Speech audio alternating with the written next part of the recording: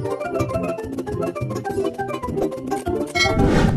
people, this is May and welcome back to May Lingaw channel, you guys. Travel buddies. Today we are here at Paklap Beach guys. So finally, na-unlock na natin siya. Tapos na kami kay Hampton Beach. Tapos na din po kami kay Tailongan or Saiwan Beach. This time, kay Paklap Beach naman. Guys, kung hindi nyo alam paano pupunta dito, just keep on watching. Because on this video, I will give you the guide. And details. Here we go! From Shatin Station, exit A1 going to Newtown Plaza, behind po ng big escalator na makikita ninyo, meron pong escalator dyan pababa, papunta naman pong bus terminal. Hanapin po natin itong si 289R going to Wong Shik Pier, or pwede din po kayo mag 96R if galing po kayong Diamond Hill. Take note guys, every Saturday, Sunday and public holiday lang po ang bus na ito. If weekdays po kayong pumunta, kailangan nyo muna pumunta ng Saikong at sumakay ng bus 94 going to Wong Shik Pier at bababa po tayo dito sa Pak Tam Chong Terminal. At hanapin po natin itong si minibus 9A going to High Island Reservoir, or pwede din po kayo mag-taxi tulad ng ginawa namin. Tandaan niyo po itong kanto na ito, dito po tayo bababa papuntang Paklap Beach. 30 minutes walk going to Front Beach at 1 hour walk naman po papuntang Point View. Hi people, so we are going to Paklap. Ayan, so handun yung kanto kanina. Sa time check, 11:07. So, titingnan natin kung ilang oras. Since first time namin dito, titingnan namin kung ilang oras yung lalakarin. But actually, concrete way naman siya. So, nothing to worry. Here, Ascenda here. So, welcome home, madam. Pero yung Ascenda. Oh, diba? Ayan, papasok po tayo sa village na to at baybayin lang po natin yung concrete way hanggang marating natin yung front beach. Oh my God! We're here, guys! Finally! After this... Oh, time check. Aming napiling spot. Yan, dito yung aming... ilalagay na muna namin yung aming canopy and then tapos i-update namin kayo. Yan, so this is the beach, guys. Update later. While sineset up namin yung aming tent, kung napapansin niyo guys, parami yung mga boat na dumarating o yung mga tao mismo. Kasi nga itong si Paklap Beach, famous po siya sa stopover ng mga private boat na ito. Dito sila bumababa, naliligo, kumakain kasi nga itong si Paklap Beach, meron po siyang restaurant dito. At hindi lang yan guys, kung sakaling mag-camping kayo dito at kulang kayo sa gamit, pwede po kayong bumili sa kanila, kompleto po sila sa gamit dito. Except lang po sa tubig kasi wala silang bentang tubig, but if meron po kayong empty bottle, pwede naman po kayong mag-refill sa kanila for free.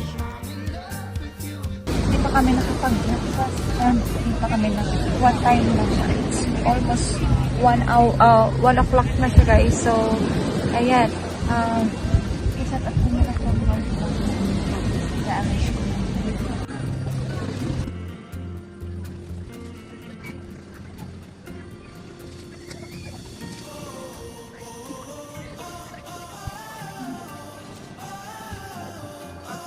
So, ayan guys. So, ito na yung aming tent. Actually, may cover siya pero hindi pa namin nilagay. Ayan. Ayan.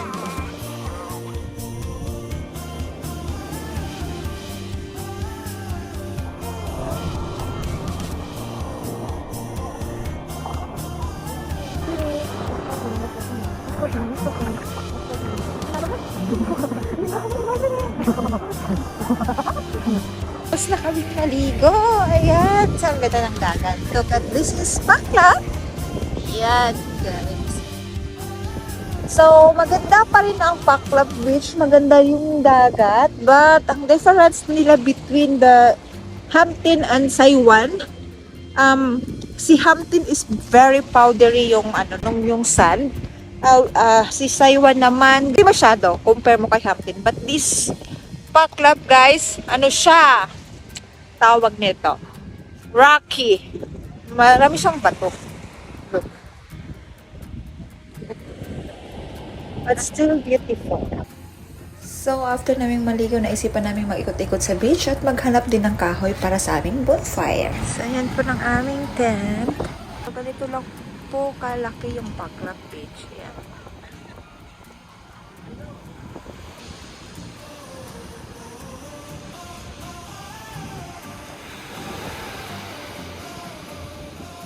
Naka-prepare na po yung aming Christmas light. So, may canopy na din kami sa wakas. Ayan. So, doon yung aming tent. Hindi pa namin nilagay yung aming cover. Mamaya ilalagay ko siya. Yan. Tapos ito naman, mamaya papaano tayo? Papa bonfire or magsunog lang ko tayo. Ito naman yung aming damit. Sa naligo na kami. So, ito yung tindahan pala, guys. So, look at the view again. So, tomorrow, ipapakita ko sa inyo yung view dito sa Paklap sa morning. And then, mamaya, of course, papakita ko sa inyo yung aming night view. Yan, so, solong-solo namin. Feeling ko talaga nasa ano kami, wildlife. Yan.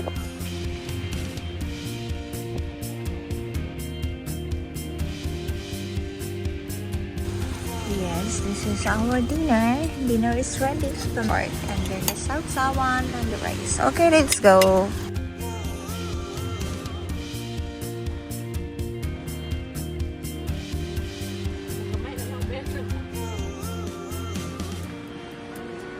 Ayan guys, ito yung ating night view. So nasira yung isa naming Christmas light sa kabila. Wala, off.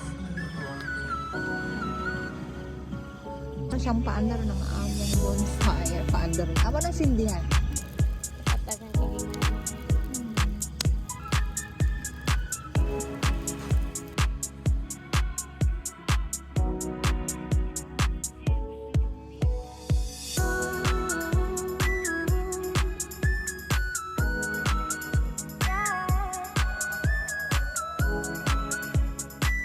Okay, it's time to sleep. Good night.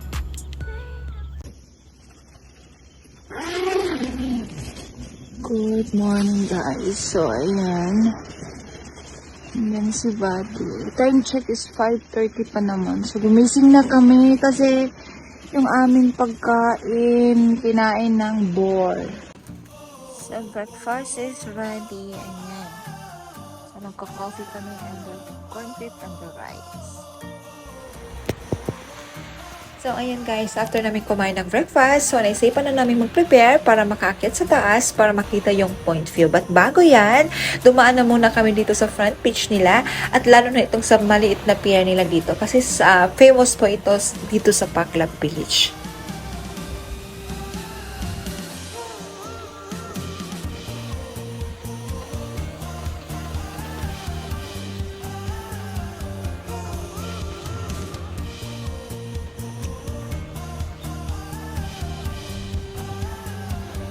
Yes, guys! Ayan. So, after 5 minutes, nandito na tayo. Makikita natin itong Paklap Beach, which is nandyan ng ating tent nakalagay.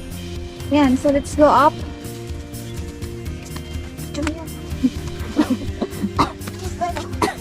As you can see, guys, nandito tayo sa overview from Paklap po siya to. Ang Paklap Beach is nandito sa right side natin. So, sabi nila, kita lang dito yung basalt island. I think ito.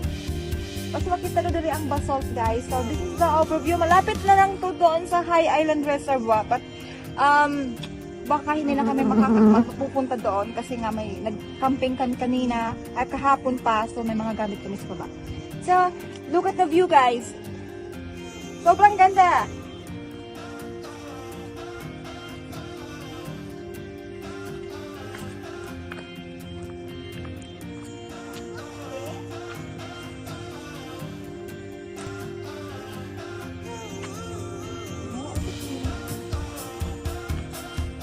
Sobrang ganda talaga, promise. Ito yung cave. Hindi ko siya basta Mokyus. Maya, just, search ko. Yung cave na yan. Pwede ka pumasok din sa loob. Maganda dyan. Ano pangalan? Mok! Mok cave or something. Basta may mok siya, guys. Actually, I'm sorry.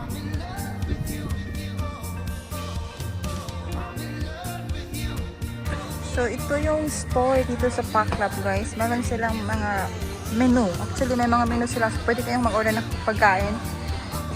Mga drinks. Wala silang water. But, pwede po kayong mag-refill kung may bottle kayo. Punta lang kayo dito. Paklap Cafe. Yan. So, ganito yung view pag nandito kayo. Ayan. Hi guys. So, nandito na kami nakabalik na kami after 1 hour. 1 hour lang pala siya. makikita mo na yung overview doon sa taas at sobrang sulit guys. Kaya kung pupunta kayo dito, magbe-beach kayo dito sa Paklap, don't miss the moment na umakyat sa taas. Mga 30 minutes lang siya, nandun na kayo sa tuktok. Nakikita nyo na yung overview. Sobrang ganda doon guys. Makikita mo yung mga cliff. Sobrang perfect. 10 out of 10. Ganon. So kung may time pa kayo, pwede pa kayong pumunta doon sa pinakadulo. But kami hindi na siya, kasi hindi na nga, kasi magliligpit pa kami ng aming gamit.